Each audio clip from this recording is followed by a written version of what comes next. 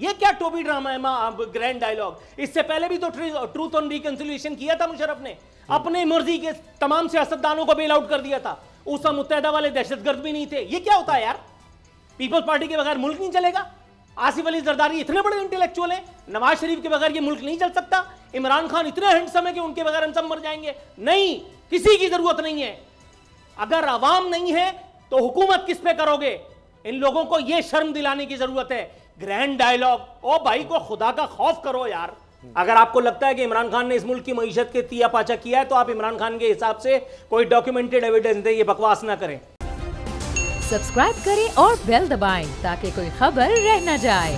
बिस्मिल्लाहिर्रहमानिर्रहीम, अस्सलाम वालेकुम। मैं हूं मोहम्मद उसामा गाजी और आप देख रहे हैं अब पता चला। आज के प्रोग्राम में बात होगी कि सियासत में एक तरफ ग्रैंड डायलॉग की पेशकश है तो दूसरी तरफ ऑडियो लीक से डराने की कोशिशें हैं। आलमी मंजरनामे पर नजर डालें तो वहां भारत को गुस्ताखी पर मुस्लिम उम्मा की तरफ से मुंह तोड़ जवाब के चर्चे हैं।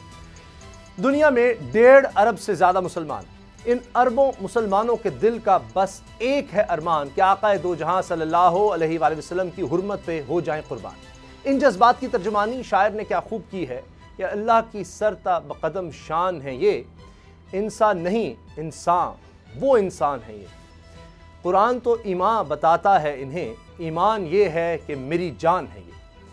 फिर ये कैसे हो सकता है कि अक्ल के अंधे जहालत के गड़े और बुग़्ज़ से भरे इस अजीम हस्ती के बारे में हर्जा सराई की जिसारत करें और अहले ईमान खामोश रहे। तारीख गवाह है जब जब ये जिसारत की गई, ईमान की हरारत वालों ने जानों के नजराने पेश करके गुस्ताखों को वासिल जहन्नम किया। एक बार फिर कुफ्र के इन गुमाश्तों ने आशिकाने मुस्तफ़ा को ललकारा है। भारत की हुक्मरान जमात बीजेपी की तर्जुमान ने गुस्ताखी की जिसारत की। नामूस रिसालत पर होने वाले इस हमले पर भारतीय मुसलमान सरापा एहतजाज बन गए। भारतीय हुकूमत ने इस खबीस मलूना के खिलाफ कार्रवाई करने की बजाय मुसलमानों पर जुल्म के पहाड़ तोड़ने शुरू कर दिए। जब यह मामला खुला तो उम्मत मुस्लिमा ने भारत को मुंह तोड़ जवाब दिया। ऐसा जवाब के होश ठिकाने आ गए। मिस्र, कतर और दूसरे अरब ममालिक में न सिर्फ भारतीय सफीर को तलब करके एहतजाज रिकॉर्ड कराया गया बल्कि बायकॉट भारत मुहिम ने मोदी सरकार के दिमाग में भरे खन्नास का भी इलाज कर दिया। पाकिस्तान ने भी भारतीय सफीर को दफ्तर खारजा बुलाकर इस मजमूम हरकत की मजम्मत की। इस शदीद रद्द-ए-अमल पर भारतीय हुकूमत के होश ठिकाने आ गए। इस मलूना को न सिर्फ तर्जुमान के ओहदे से हटा दिया गया बल्कि नफरत का मंजन बेचने वाले एक रहनुमा को पार्टी से निकाल भी दिया गया। उम्मत मुस्लिमा का यह पैगाम वाज़ेह था कि इस मामले पर कोई भी समझौता हो ही नहीं सकता। बकौल मौलाना जफर अली खान के जब तक कट मरूं मैं ख्वाजा बथा की हुर्मत पर, खुदा शाहिद है कामिल मेरा ईमान हो नहीं सकता। आगे बढ़ते हैं, मुल्क की सूरत हाल की बात करते हैं जहां पीटीआई हुकूमत को रुखसत करके इक़्तिदार संभालने वाले बड़ी मुश्किल में फंस गए हैं। मईशत संभालें या सियासत करें, तजर्बाकारी के दावेदारों को कुछ समझ नहीं आ रही है। लोड शेडिंग बेकाबू है, महंगाई होश उड़ा रही है। अब वज़ीर आज़म शहबाज शरीफ ने ग्रैंड डायलॉग का राग छेड़ा है, मगर सवाल यह है कि 16 जमाती हुकूमत किससे ग्रैंड डायलॉग करना चाह रही है? इमरान खान से, जिसे वो रहनुमा नहीं फसादी करार देते हैं, जिसके खिलाफ करप्शन का कोई केस सर तोड़ कोशिशों के बाद भी नहीं मिल रहा, जिसके खिलाफ जाली ऑडियो लीक्स लाई जा रही हैं, लेकिन ये हरबा भी अपनी बदनामी का सबब बन रहा है। ताज़ा ऑडियो लीक भी जाली निकली। मलिक रियाज ने इसको जाली करार दे दिया। बोल्ड न्यूज़ ने भी इसका फॉरेंसिक कराकर पोल खोल दिया कि यह ऑडियो टोटे जोड़कर बनाई गई जाली ऑडियो है। मगर सवाल यह है कि बुग़्ज़ इमरान में नून लीगी रहनुमा फिर इसे हथियार बनाकर पीटीआई पर तनकीद क्यों कर रहे हैं? क्या ऐसे करके वो आवाम की तवज्जो असल मसाइल से हटा सकेंगे? क्या इसे पीटीआई को ग्रैंड डायलॉग पर कायल किया जा सकेगा? इसी से आगाज करेंगे। नज़ीर लगारी साहब, नूरुल आरफीन मेरे साथ हैं। नज़ीर लगारी साहब, कोई इम्कान नजर आता है आपको इस ग्रैंड डायलॉग का, जिसके बारे में कहा जा रहा है जी अदलिया को भी, फौज को भी इसमें शामिल करना चाहिए? क्यों इसकी जरूरत पेश आई और क्या ये हो सकेगा? देखिए उसामा, ये तजवीज़ तो मैं पेश करता रहा हूँ ना, और एक मैंने इसी प्रोग्राम में मैं एक से ज़्यादा मरतबा पेश करता रहा हूँ कि पाकिस्तान इस ऐसे मकाम पर पहुँच गया है कि साबका हुकूमत ने मुल्क की मईशत को बर्बाद करके मुनहज़म कर दिया था। उसके खंडर पर आकर ये लोग बैठे हैं और ज़्यादा खंडर करना शुरू कर दिया।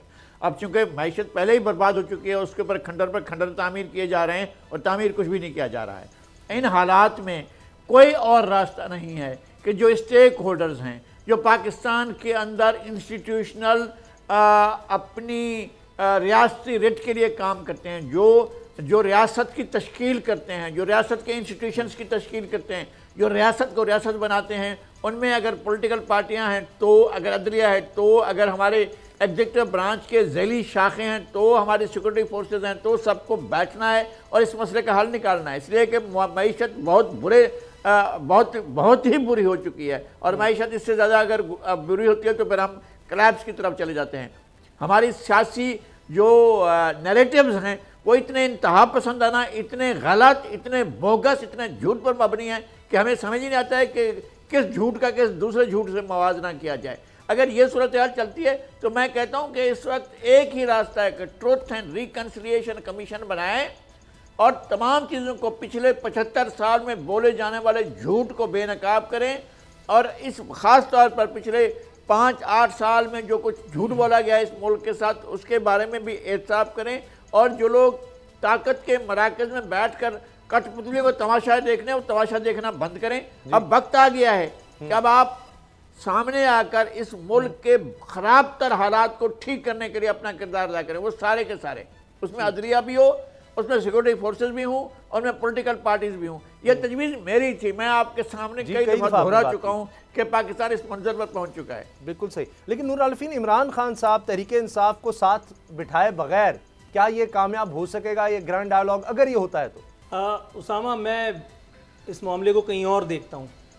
मेरे अपने हिसाब से ये सब टोपी ड्रामे करने की कोई ज़रूरत नहीं है, ग्रैंड डायलॉग और माइनर डायलॉग। मेरा ख्याल है कि इस वक्त अपनी तरजीह इनको आवाम के हवाले से बनानी चाहिए, ना कि ये आपस में मांडवाली करें। पीटीआई वाले का रिश्तेदार नून लीग में बैठा है, नून लीग वाले का रिश्तेदार पीपल्स पार्टी में बैठा है, एक की बेटी दूसरे की बहू की नानी की खाला की मामू की कज़न है। ये 75 सालों से ये टोपी ड्रामा हो रहा है, इसकी कोई ज़रूरत नहीं है। अगर आपको लगता है कि इमरान खान ने इस मुल्क की मईशत के तिया पाचा किया है तो आप इमरान खान के हिसाब से कोई डॉक्यूमेंटेड एविडेंस दें, ये बकवास ना करें। अब तक जो कुछ आप कर रहे हैं, आपके मिनिस्टर्स जो कुछ कर रहे हैं, अता तारड़ आते हैं कहते हैं कि इमरान खान ने फलां किया, एक आता है कहता है फरा खान गोगी थी उसने ये किया, एक कहते हैं कि जी बुशरा बीबी ने ये किया। कोई डॉक्यूमेंट दिया अभी तक? ये हजियान बकना छोड़ करके इस वक्त इनको ग्रैंड डायलॉग की जरूरत नहीं है। ग्रैंड डायलॉग किस लिए होगा? इसलिए कि ये जो नैब वाला काम किया है इसको हटा करके एक दूसरे को जेल जाने से बचाएं। कोई भी सियासतदान, इमरान खान ने कितने लोगों को जेल भेजा? जितने लोगों को जेल भेजा सब बाहर निकल करके आ गए, नहीं आ गए? जरदारी निकल करके बाहर आकर के बैठ गए, जरदारी का लड़का अब सियासत की मजे लूट रहा है, इस वक्त मुल्क का वजीर खारजा है। क्या कर लिया?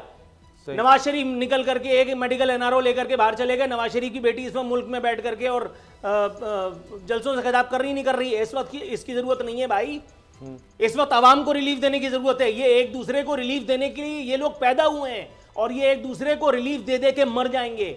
आवाम के साथ खिलवाड़ किया जा रहा है, ये हजियान बका जा रहा है कि ग्रैंड डायलॉग मैं मुस्तरद करता हूं, मैं बल्कि अलल ऐलान लानत भेजता हूं इस बात पर। और भाई डायलॉग आवाम के साथ करो, जिनको तुमने जो है वो बोल वचन दे करके और आए थे, तुमने कहा था कि मैं ये कर दूंगा और वो कर दूंगा। अभी इस वक्त आकर के 60 रुपए तुमने बढ़ाए, बिजली की कीमत बढ़ा दी। वो मोबाइल कार्ड पे कोई 100 रुपए का कार्ड डलवाएगा तो 53 रुपए उसको आएंगे, बाकी तुम्हारे खाला जी के घर जाएंगे। किधर जाएंगे? कोई किसी ग्रैंड डायलॉग की जरूरत नहीं। जिसने चोरी की है गर्दन मार दो, बच्चे खा दो, आई डोंट माइंड, गाड़ दो जमीन में।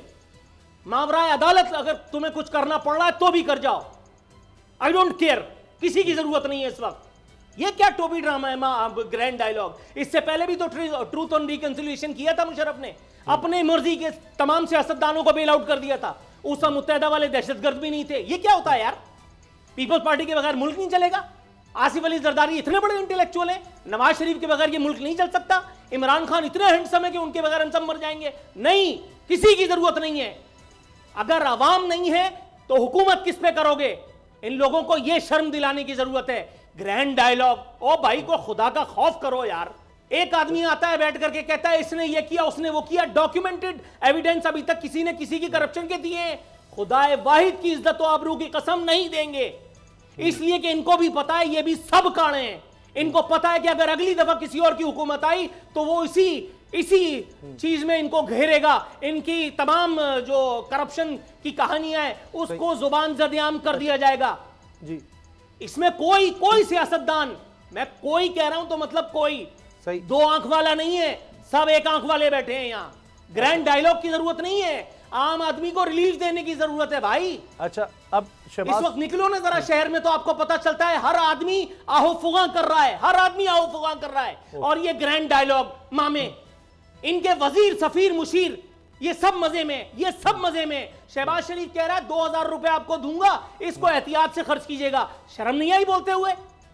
वो जितने वहां बैठे हुए थे सहाफी, उनके मुंह में जबान नहीं थी?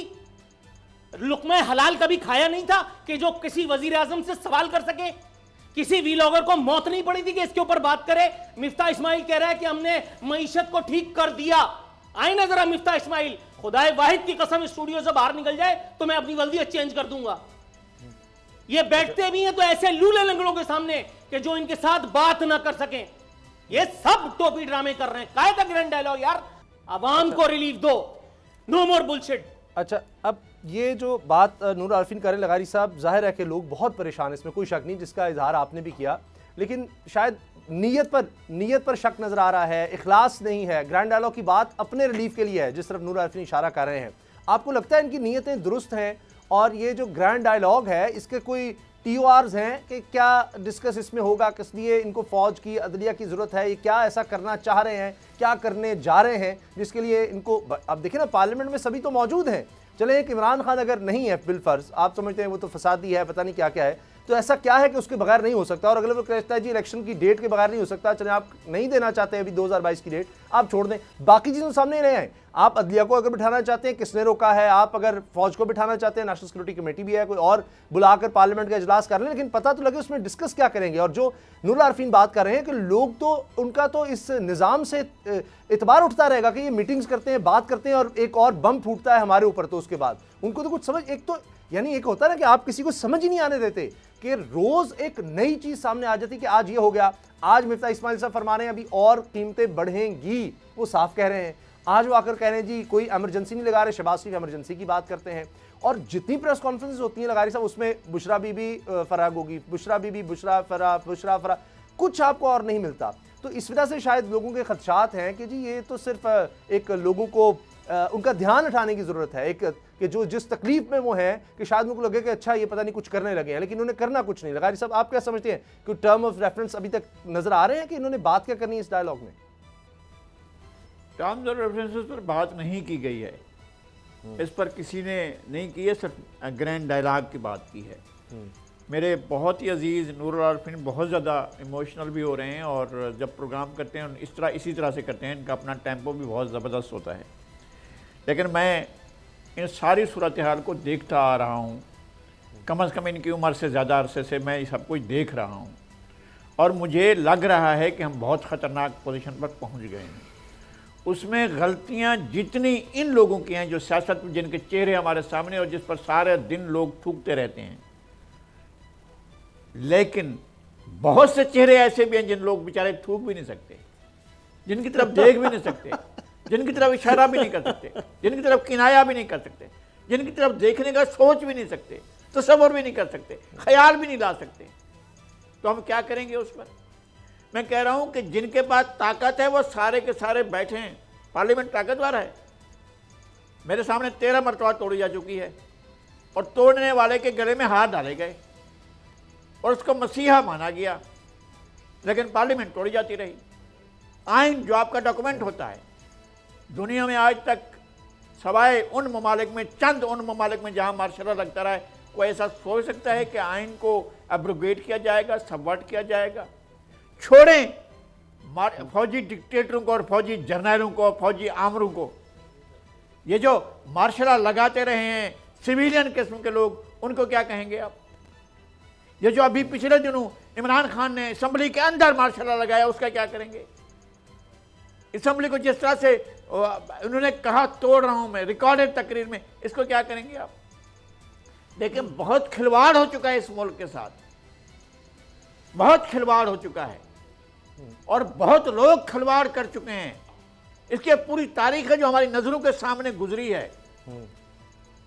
हमारे सामने ये जो बहुत बड़े मसनदों पर बैठे लोग होते हैं, इनके अंदर कितने छोटे लोग होते हैं कि जब शरीफुद्दीन पीरजादा कहता है कि आपने ये लिखा है फैसले में कि जनरल ज़ियाउल हक आइन में तरमीम कर सकता है, उन्होंने कहा कि ये कैसे मैं लिख सकता हूँ, आइन में तरमीम तो नहीं कर सकता। उसने कहा फिर आपकी छुट्टी है, आप नहीं है चीफ जस्टिस, याकूब खान वापस आ जाएंगे।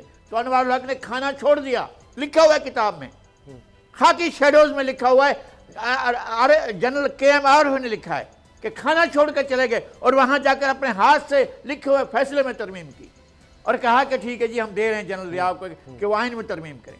लेकिन ऐसे लोगों को क्या हमने किया है? इनको कब्रों से निकाल के टांग देना चाहिए जिन्होंने आइन के साथ ये खिलवाड़ किया है। और इसी वजह से मुल्क में रूल ऑफ लॉ खत्म होता है। यही वजह है जब हमारे यहाँ ताकतवर जो है उसके बारे में कोई सोच भी नहीं सकता है कि उसके बारे में गुफ्तगू की जाए। हम गर्दनें पकड़ लेते हैं लोगों की और उनका मुंह पर थूकना शुरू कर देते हैं। लेकिन जिन लोगों के चेहरों पर थूका जाना चाहिए, हम तसव्वुर भी नहीं कर सकते हैं कि उनके चेहरों पर थूकें। सही। अब बात मैं कहता हूं कि इस बात की जरूरत है इमरान खान बैठे, PMLN बैठे, पीपल्स पार्टी बैठे, सारी पार्टियां बैठे और हमारी सिक्योरिटी फोर्सेस बैठे, जुडिशरी बैठे। जिन लोगों ने सिस्टम को खराब किया वो सारे बैठे और उसको ठीक करें और ठीक नेक नियत से करें। मेरी ख्वाहिश से नहीं, शहबाज शरीफ की ख्वाहिश से नहीं, इमरान खान की ख्वाहिश से नहीं, पाकिस्तान के अवाम की जरूरतों के ऐन मुताबिक ठीक करें। बिल्कुल ठीक है। पाकिस्तान के लोग जो हैं जिंदगी के तल्ख हकीकतों से बेजार आ चुके हैं। दुरुस्त। लगारी साहब की इजाजत के साथ उसामा, अगर आप मुझे कुछ ऐड करने के मौका दें। जी जी जी। बिल्कुल दुरुस्त फरमा रहे हैं लगारी साहब। मेरी जितनी उम्र नहीं उससे ज़्यादा ये सियासत के हवाले से उरूज ज़वाल देख चुके हैं पाकिस्तान की पॉलिटिक्स में। ये सारी बातें बिल्कुल 2000% दुरुस्त हैं। पाकिस्तान में आज से पहले कभी किसी ने सोचा था कि कोई एबटाबाद ऑपरेशन पर बैठ करके खुला इस तरह से बात करेगा? एबटाबाद ऑपरेशन के हवाले से जस्टिस जावेद इकबाल साहब उस कमेटी के चेयरमैन बनाए गए थे। वो शायद खामोश रहे हो, मैंने तो आज तक कभी कोई खामोशी इख्तियार नहीं की। मैं अपनी ज़ाती हैसियत में सफाई पेश करना चाह रहा हूँ। छोटी सी बात, अगर आपके पास ज़ाती कैरेक्टर है, मैं अपनी बात नहीं कर रहा, अगर आपके पास पर्सनल कैरेक्टर है, मैं देखता हूँ कौन सा जर्नैल, कौन सा जज, कौन सा फलाना आपको फ़ोन करके आपसे कोई काम करने के लिए कहता है। मार्क माई वर्ड, मैं अरसा दराज से ये छोटा मोटा काम जो भी मुझे सौंपा गया है मैं कर रहा हूँ। खुदा रसूल की कसम खा करके कह रहा हूँ, बचकाना हरकत लगती है मुझे, आज तक एक मिस कॉल कभी किसी ने नहीं दी। एक मरतबा किसी ने एक ट्वीट करने की फरमाइश की थी, जो जवाब मैंने दिया, आज तक उसने मेरा नंबर ब्लॉक किया हुआ है। सामने वाले को पता होना चाहिए कि आप कितने पानी में हैं। नेमतुल्लाह खान साहब के सामने बैठ करके, नेमतुल्लाह खान साहब साबिक मोहसिन कराची, साबिक नाज़िम कराची, जी, उनके सामने उनको बिठा करके और फरमाइश की जा रही थी जनरल मुशर्रफ की चमचागिरी करने की। खड़े हुए और कुर्सी पे लात मार दी। सामने वाला ब्रिगेडियर था, उसकी मजाल नहीं हुई कि उनसे कोई बात कर ले। ऐसा नहीं है, अंधी नहीं लगी हुई है। मैं तजुर्बे में कम हूँ, लगारी साहब मेरे उस्ताद, बल्कि उस्तादों के उस्ताद हैं, लेकिन मैं निहायत इनकिसारी और इज्ज के साथ एक पॉइंट अपना रखने की इजाज़त चाहता हूँ लगारी साहब की इजाज़त से, कि सर हमारे ये सियासतदानों की बात कर रहे हैं, मैंने खुल करके कहा है, मैंने तो कहा है, मतलब मैंने कब नहीं कहा कि इस्टेब्लिशमेंट न्यूट्रल है, व्हाट अ जोक, अदलिया आज़ाद है, व्हाट अ जोक। नहीं, आप क्या समझते हैं? इमरान खान साहब ने कहा है कि तासुर है कि जो इदारे हैं वो न्यूट्रल नहीं बल्कि वो करप्ट हुकूमत का साथ दे रहे हैं। आप समझते हैं कि वो भाई कभी भी न्यूट्रल नहीं थे, इमरान खान के दौर में भी न्यूट्रल नहीं थे, इमरान खान के दौर में भी न्यूट्रल नहीं थे। इमरान खान साहब आधी सच्चाई तो बयान कर रहे हैं, काश वो पूरी भी करें किसी दिन, इंशाल्लाह करेंगे, उनसे ज्यादा देर तक हकायक छुपेंगे नहीं। इमरान खान टिपिकल पॉलिटिशियन नहीं है, मुझे उम्मीद है, मैं गुमान करता हूं किसी दिन इमरान खान ये भांडा भी फोड़ देंगे। आजकल जिन लोगों को अपनी इज्जत बचाना मुश्किल हो रही है, कभी आज से पहले हुआ था? तो लगारी साहब की बात भी फिर कभी आज से पहले हुआ था? वो कह रहे हैं उनको भी साथ शामिल करें कि जो माजी की गलतियां हैं, लेकिन ये हर दफा होता है। आप जो बात कर रहे हैं वो तो अवाम की है कि इस सारे डायलॉग में ये सब तो होंगे, लेकिन अवाम की डिस्कशन क्या होगी? क्योंकि शाहिद खान अब्बासी साहब की एक वीडियो बड़ी वायरल हो रही है, वो कहते हैं जी जो पेट्रोल मिलता है इसमें होता क्या है, जो वजीरों को पेट्रोल मिलता है वो तो 10 दिन में हमारा खत्म हो जाता है, ये क्या हम कोई अशिया कर रहे हैं या कुछ कर रहे हैं, तनख्वाह से क्या बनता है, दीगर चीज़ों से क्या बनता है। यानी एक डिस्कनेक्ट तो है, उनको नहीं अंदाजा कि एक आम आदमी लोग इर्रेलेवेंट है ना उसामा, लोग इर्रेलेवेंट है। वोटर्स जो हैं, जो वोटर सपोर्टर्स हैं, वो इतने इर्रेलेवेंट हैं। अभी थोड़ी देर पहले मुझे कोई सुना रहा था हाले दिल कि वो जो महंगाई के खिलाफ एक मार्च था उसमें 350 आदमी लेकर के और एक आदमी बैठा हुआ कह रहा है कि यार हम क्या करें, हम तो मजबूर हैं क्योंकि बड़े साहब ने कॉल दी थी तो हमें तो आना था, लेकिन ग्राउंड पे अभी हकीकत कुछ भी नहीं है। ये तो टोपी ड्रामा है ना। शाहिद खाकान अब्बासी ये बात कहने में हक बजाने में है। ख्वाजा आसिफ ये कह रहे हैं कि 2 दिन काम की छुट्टी हो और जुम्मे वाले दिन हाफ डे कर दिया जाए, यानी लो मरे पे 100 दुर्रे। और बोलो 2.5 दिन की छुट्टी 1 हफ्ते की मुद्दत में, और उसके बाद पाकिस्तान पेरिस बन जाएगा। यार यहां तो 48 घंटे तक लोग घर ना जाएं अपने काम से, 72 घंटे तब भी कम है अगर कमिटमेंट और डेडिकेशन के साथ काम करें। अच्छा सही।